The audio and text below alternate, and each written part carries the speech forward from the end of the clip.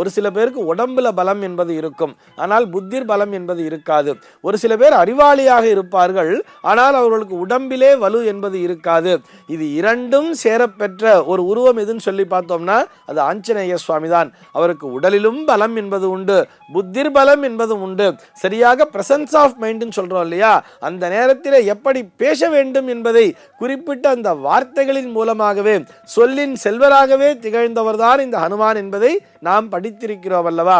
ஆக அந்த ஹனுமானை வழிபடுவதன் மூலமாக, அந்த ஹனுமான் சாலிசாவை படிப்பதன் மூலமாக என்ன மாதிரியான நன்மைகள் கிடைக்கும்னு சொன்னா, நம்முடைய புத்தியானது சரியான வழியிலே இயங்கும், உடம்பானது பலம் பெறும், ஆன்ம பலம் என்பது அதிகரிக்கும், அந்த மனோபலம் என்பதும் அதிகரிக்கும், புத்திர் பலம் என்பதும் அதிகரிக்கும்.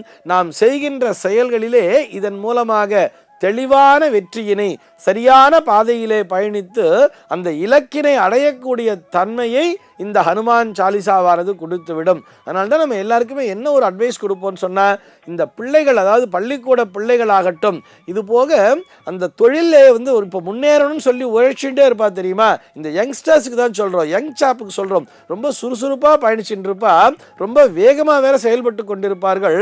ஆனால் அவர்களால் அந்த வெற்றியை அடைய முடியாது தெரியுமா. அதற்கு என்ன காரணம் சொன்னா, இவர்களுடைய வேகத்தோடு அந்த விவேகம் என்பது இணையாததுதான் காரணம். ஆக அந்த வேகத்தோடு விவேகமும் இணைய வேண்டும் என்று சொன்னால், விவேகத்துடன் கூடிய வேகம்தான் பலன் தரும் என்று சொன்னால், அதற்கு இந்த ஹனுமான் சாலிசா என்பது பெருமளவிலே துணை புரியும்.